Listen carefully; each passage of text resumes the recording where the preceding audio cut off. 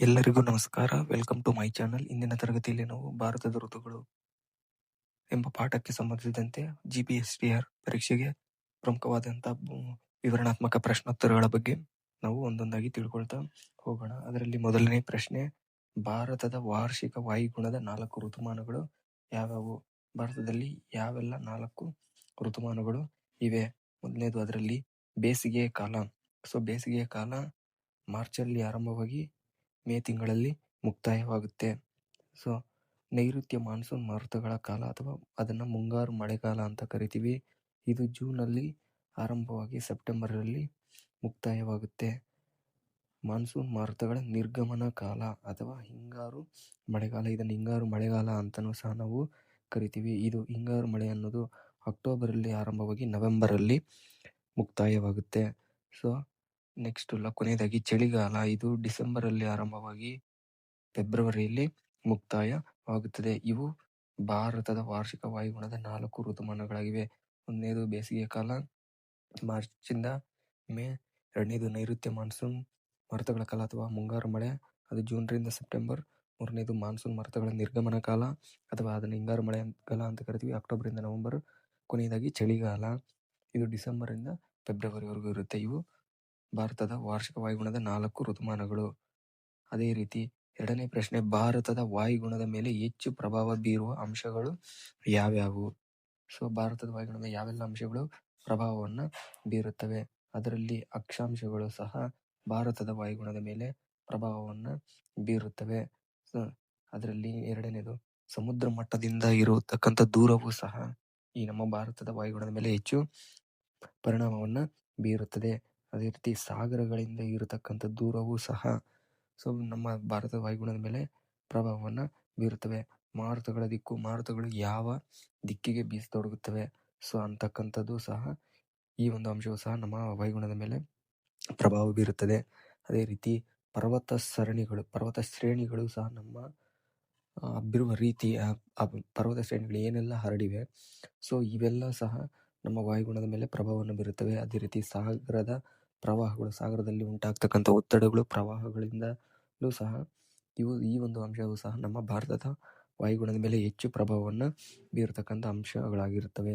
ಅಕ್ಷಾಂಶ ಸಮುದ್ರ ಮಟ್ಟದಿಂದ ಇರತಕ್ಕಂಥ ಎತ್ತರ, ಸಾಗರಗಳಿಂದ ಇರತಕ್ಕಂಥ ದೂರ, ಮಾರುತಗಳ ದಿಕ್ಕು, ಪರ್ವತ ಶ್ರೇಣಿಗಳು, ಹಬ್ಬಿರುವ ರೀತಿ, ಸಾಗರದ ಪ್ರವಾಹಗಳು, ಇವೆಲ್ಲ ನಮ್ಮ ಭಾರತದ ವಾಯುಗುಣದ ಮೇಲೆ ಹೆಚ್ಚು ಪ್ರಭಾವವನ್ನು ಬೀರತಕ್ಕಂಥ ಅಂಶಗಳು.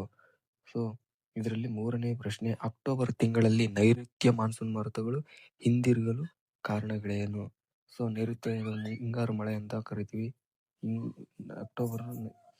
ಅಕ್ಟೋಬರ್ ತಿಂಗಳಲ್ಲಿ ಈ ನೈಋತ್ಯ ಮಾನ್ಸೂನ್ ಮಾರುತಗಳು ಅಥವಾ ಹಿಂಗಾರು ಮಳೆ ಹಿಂತಿರುಗಲು ಕಾರಣವೇನು? ಅಕ್ಟೋಬರ್ ತಿಂಗಳ ಕೊನೆಯ ಭಾಗದಲ್ಲಿ ಭಾರತದ ಉಪಖಂಡದಲ್ಲಿ ಮಳೆ ಸುರಿದ ಪರಿಣಾಮ ಉಷ್ಣಾಂಶ ಕಡಿಮೆಯಾಗುತ್ತದೆ. ಇದು ಒಂದು ಕಾರಣ. ಆ ಒಂದು ಅಕ್ಟೋಬರ್ ತಿಂಗಳ ಆ ಒಂದು ಕೊನೆಯ ವಾರದಲ್ಲಿ ಅಥವಾ ಕೊನೆಯ ಭಾಗದಲ್ಲಿ ನಮ್ಮ ಭಾರತ ಉಪಖಂಡದಲ್ಲಿ ಮಳೆ ಸುರಿಯುವ ಕಾರಣ ಅಲ್ಲಿ ಉಷ್ಣಾಂಶ ಕಡಿಮೆಯಾಗುತ್ತೆ. ಇದೇ ಅವಧಿಯಲ್ಲಿ ಸೂರ್ಯನ ಕಿರಣಗಳು ದಕ್ಷಿಣಾರ್ಧ ಗೋಳದ ಮೇಲೆ ಲಂಬವಾಗಿ ಬೀಳುತ್ತವೆ. ಇದರಿಂದ ಉತ್ತರಾರ್ಧ ಗೋಳದಲ್ಲಿ ಉಷ್ಣಾಂಶ ಕಡಿಮೆಯಾಗಿ ಆ ಪ್ರದೇಶವು ಹೆಚ್ಚು ಒತ್ತಡ ಪ್ರದೇಶವಾಗಿ ಪರಿವರ್ತನೆಯಾಗುತ್ತದೆ. ಈ ಕಾರಣಗಳಿಂದ ಅಕ್ಟೋಬರ್ ತಿಂಗಳಲ್ಲಿ ನೈಋತ್ಯ ಮಾನ್ಸೂನ್ ಮಾರುತಗಳು ಹಿಂತಿರುಗಲು ಸಿದ್ಧವಾಗುತ್ತವೆ. ಇದರಲ್ಲಿ ನಾಲ್ಕನೇ ಪ್ರಶ್ನೆ, ಭಾರತದಲ್ಲಿ ಅಧಿಕ ಮಳೆ ಬೀಳುವ ಪ್ರದೇಶಗಳು ಯಾವುವು? ಅದರಲ್ಲಿ ಮೊದಲನೇದಾಗಿ ಪಶ್ಚಿಮ ಘಟ್ಟಗಳ ಪಶ್ಚಿಮ ಭಾಗವು ಅಧಿಕ ಮಳೆಯನ್ನು ಪಡೆಯತಕ್ಕಂಥದ್ದು.